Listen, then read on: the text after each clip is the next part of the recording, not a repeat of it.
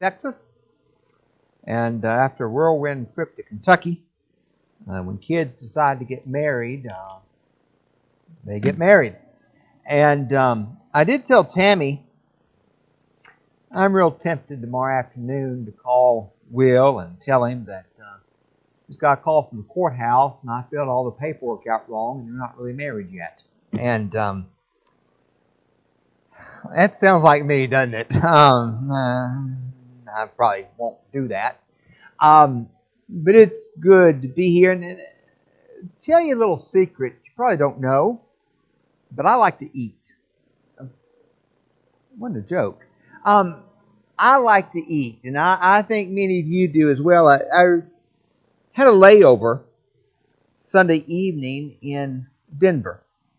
And I have a lot of fond memories of Denver. I was there on a school trip, 94, 95, sometime in that time frame.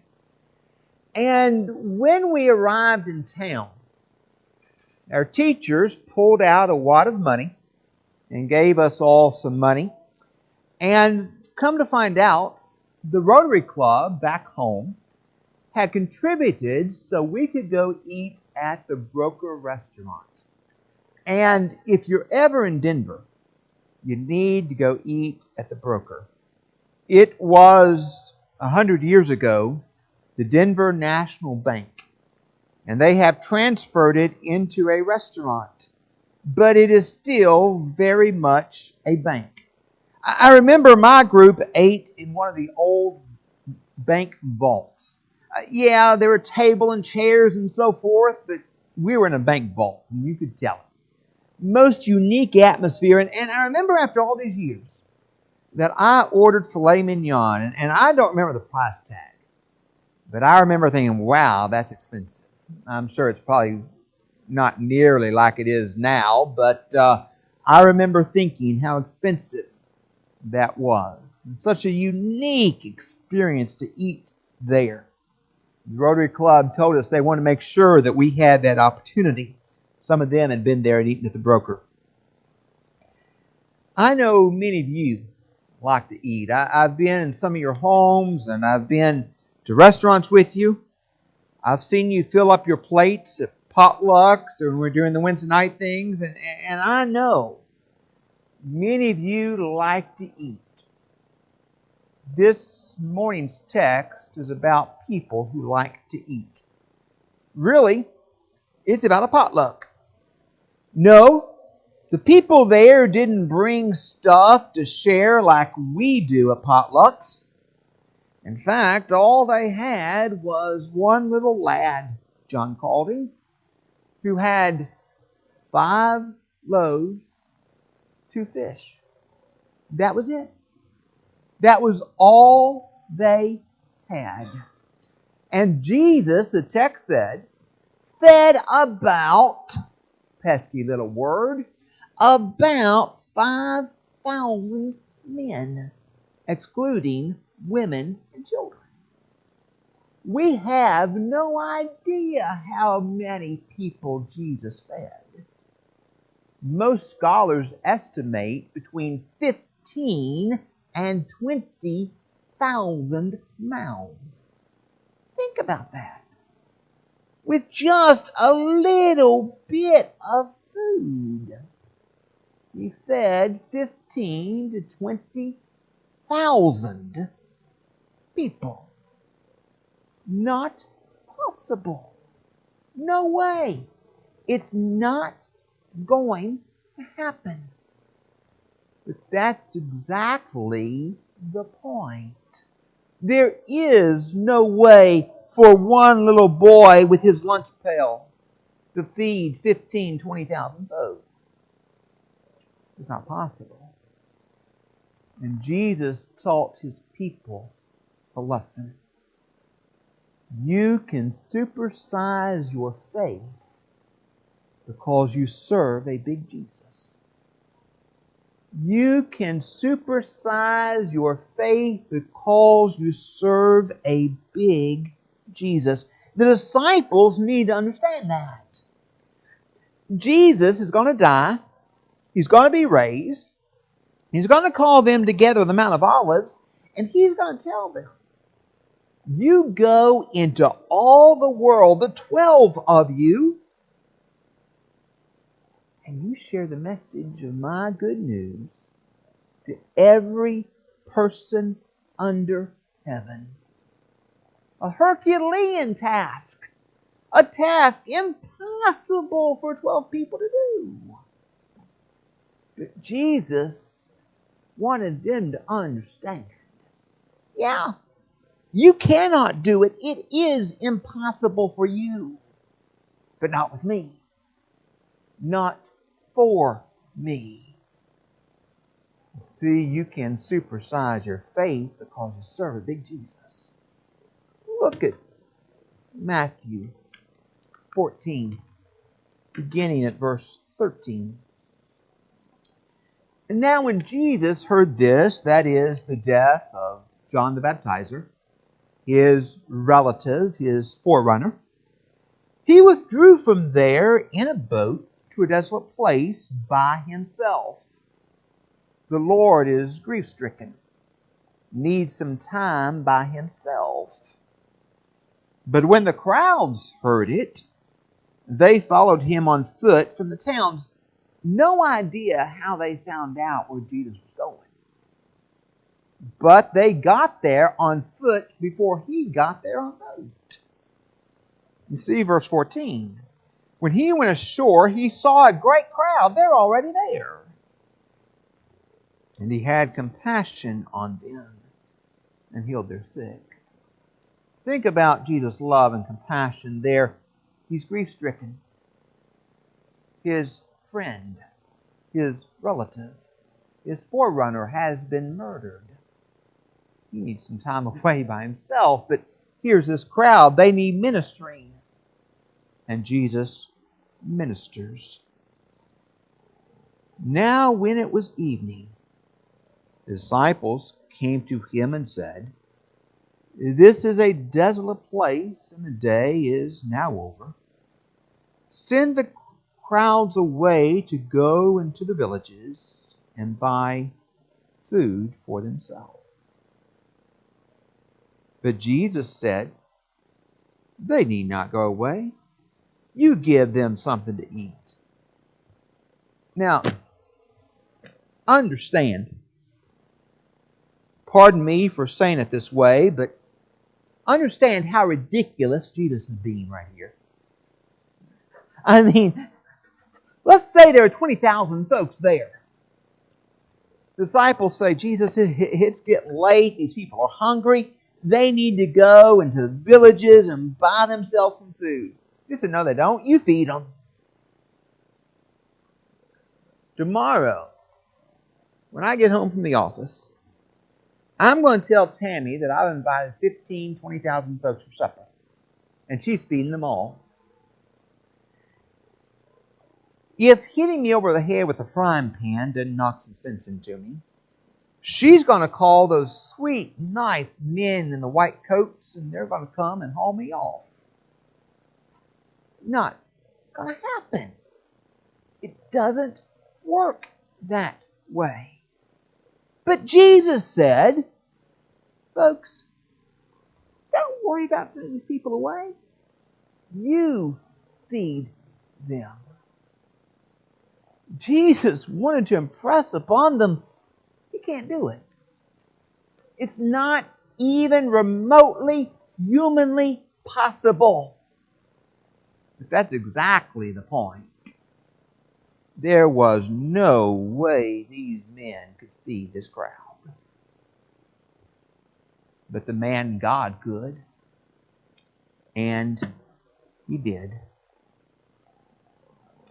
They, verse 17, the disciples said to him, we have only 5 loaves here and 2 fish.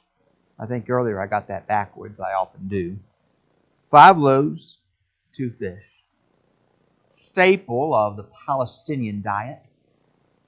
As we mentioned a couple weeks ago, you did not eat meat in antiquity unless it was a very special occasion. Meat was expensive. And being right there by the sea, the people ate fish. They ate bread. That's what they ate. This little boy, Matthew doesn't record about this little boy, but you know from the other accounts, little boy had this food, 5 loaves, 2 fish. And Jesus said, "Bring them here to me." Then he ordered the crowd to sit down on the grass, and taking the 5 loaves and the 2 fish, he looked up to heaven and said a blessing. Then he broke the loaves and gave them to the disciples, and the disciples gave them to the crowds. You know, I said, wouldn't you have loved to have seen the disciples' face when Jesus said, "Don't send the people away, you feed them." I love seeing their faces right here too, as they're passing out the bread, the fish. And somehow, we don't know, never will, never can, understand how it was multiplying there, and the people eating their fill. I just love to have seen Bartholomew's face as he's standing there saying all that. And they all ate and were satisfied. Didn't get a crumb, didn't get a scrap. They were satisfied. They ate as much as they needed to, much as they wanted. And they, the disciples, took up 12 baskets full of the broken pieces left over. 12 disciples, 12 basketfuls of leftovers. We're 12 basketfuls to start with, but there's that much left over. And those who ate were about 5,000 men. And Matthew mean more than 5,000, less than 5,000? Who knows? It's about 5,000 men, besides women and children. You know, you think of families today. Husband there, counting the 5,000 husbands, plus their wives, you get to 10,000. Plus their 2.5 children per average, you're starting to really add up some numbers. And Jesus fed every last one of them. They ate as much as they wanted, and there were leftovers. Jesus had, and he still has, that kind of power. You see, you can supersize your faith because you serve a big Jesus. Disciples are going to go into all the world, share the gospel. They're going to face great persecution. Well, in fact, they're going to die for what they preach and believe. And Jesus needed them to understand, you cannot do it. You can't. I can. I will. That is, I believe, the point of this text. For them to understand. The disciples to understand. They were impotent against all that Jesus was going to ask them to do. But he wasn't and isn't, even to this day. He has this type of power. Now, God expects a lot of us. You know, that message to go into all the world, it's as valid now as it was when Jesus told the 12 to go. This community needs to hear the gospel of Jesus. This community has hearts that need to be mended. This church, this community has marriages that need to come back together. This community has children who are living in rebellion to parents and thereby to God and the law, and they need to come to Jesus. That's a tall order. That's a tall order for us to take into this community the gospel of Jesus. We can't do it. We can't. I'm just going to be honest. You and I cannot do that. It is too much to do. But it is not too much for Jesus. Nothing is too big for Jesus. If Jesus could multiply loaves and fish, He can empower us to do everything He asks. If Jesus can walk on the water, He can give you the power you need to do what He asks you to do. If He can raise Lazarus, He can bless you. If He were raised from the dead, He has the power to empower you for the work He's called you to do. You can supersize your faith because you serve a big Jesus. We tend, and I'm talking we as human beings in general, tend to think of Jesus as someone we take off the shelf and get out of the box on Sunday morning. Oh, we might go to eat and still have Him kind of out of the box. But you know, when you get home, you just put Him back in the box, stick on the shelf. Maybe take Him down Wednesday night, and if not then, next Sunday morning. That's not Jesus. He's bigger than that. He's too big to confine. And His power is overwhelming. And yes, He has called us to some big task. But He has the power, the awesome power, to help us do everything He's called us to do. So how can Jesus feed the 5,000, 20,000, and the lesson that text contains help us do what God has called us to do? Well, first, I want you to understand just how inadequate you are.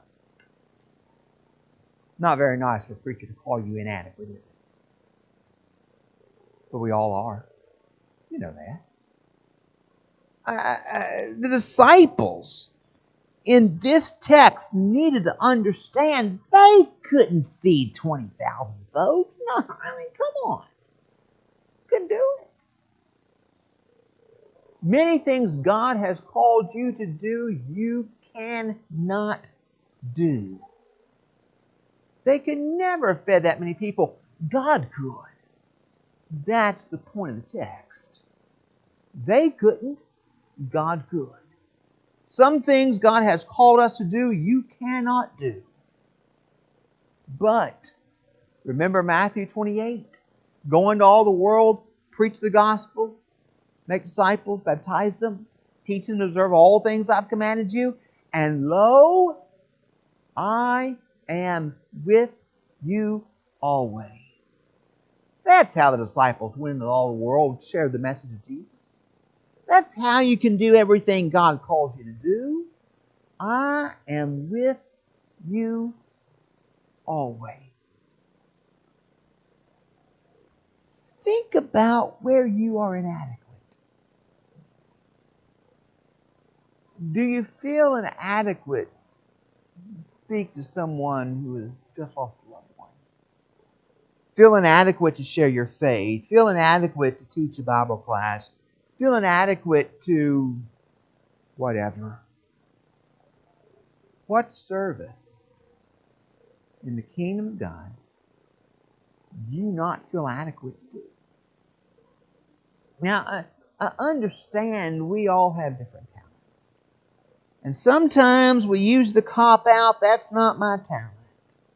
Well, my question always is, and I don't mean this rudely, I don't mean to sound like a jerk or anything of the sort. But my first reaction is always, have you tried it? You know, sometimes I fear that we haven't tried something, so we just think we can't do it. Well, maybe it is the case you can't do it. That's not your talent. Don't know unless you try. And even if you have the talent to do something, you may not feel adequate to do it. Moses didn't. God says, I want you to lead my people of Israel. Oh, God, you got the wrong guy.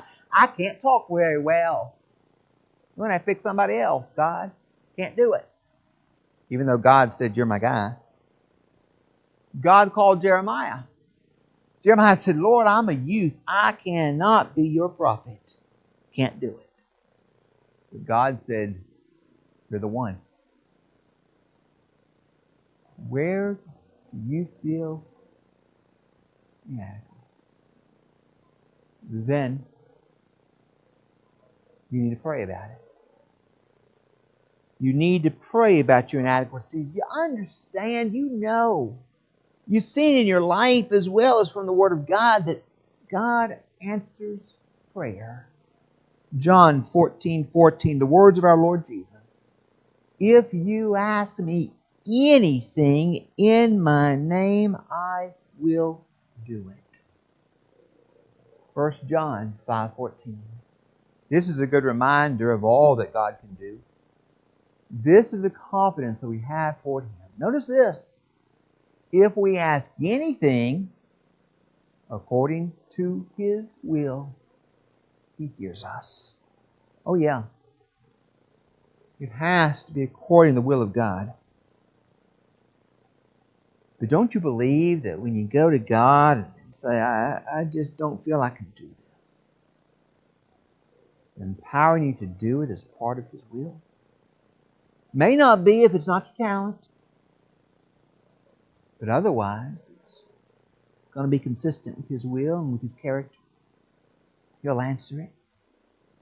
You know, we talked about a couple folks just a moment ago. Talked about Moses. Moses said to God, I can't go. Can't talk plain. So you know what God did? He gave him Aaron for his spokesman. God said, you don't feel adequate? Okay, Moses, I'll answer your prayer. I'll make you adequate. He'll do the same for you. Jeremiah, Lord, I cannot be your prophet. I'm too young. God said, okay, Jeremiah, you don't feel adequate? I'll make you adequate. I'll put my words in your mouth. Nobody can say anything about your age because I'll be speaking through you.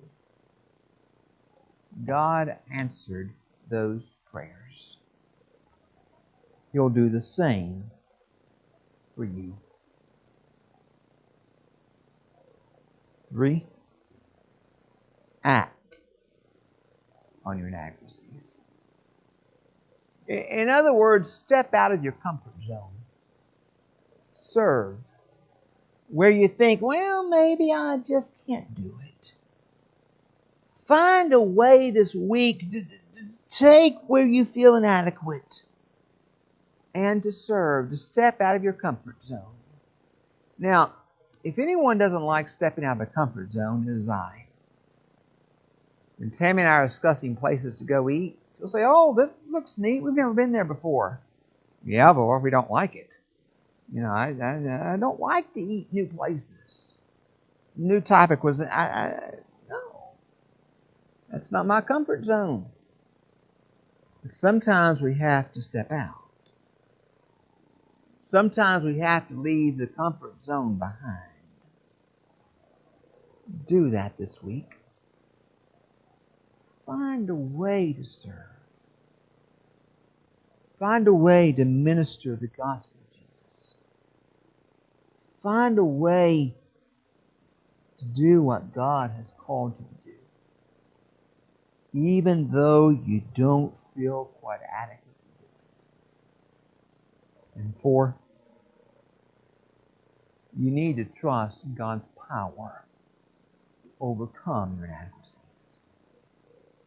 The disciples got a major lesson in God's power right here in Matthew 14. They learned they couldn't feed 20,000 folks, but Jesus could. Understand that God will give you the power to serve where He's called you to serve. God has a long history of doing that. 2 Corinthians 12:9. Paul prayed about that thorn in his flesh 3 times. And God said, no, it's not my will to remove it from you. But the Lord Jesus said, my grace is sufficient for you, for my power is made perfect in weakness. Are you weak? Are you inadequate? God's power is made perfect in those scenarios. Ephesians 3:20. Now to Him who is able to do far more abundantly than all that we can ask or think, according to the power at work within us. God can do more than you can dream, more than you can ask. He can empower you where you don't feel adequate. In the context of material needs, Paul said, Philippians 4:13, I can do all things through Christ who strengthens me. I can be in need. I can be in plenty. I can do it all because Jesus gives me strength. Can't take the text out of its context. At the same time, Jesus gives strength. He will strengthen you in your inadequacies. 2 Timothy 4:17. Paul said at his first offense, nobody came to his rescue, nobody stood with him. But he said, the Lord stood by me and strengthened me, so that through me the message might be fully proclaimed, and all the Gentiles might hear it. So I was rescued from the lion's mouth. How inadequate do you think Paul felt on trial alone? How inadequate do you think he felt facing the lion's mouth, facing death? But Paul said, the Lord stood by me and strengthened me. And He will do the same for you. But will you allow God to strengthen your inadequacies? Is part of your inadequacy a sin in your life that you need to repent of? And then, having repented, to ask this church to pray with you, for you. If we can help you, why don't you let us know right now as we stand and sing.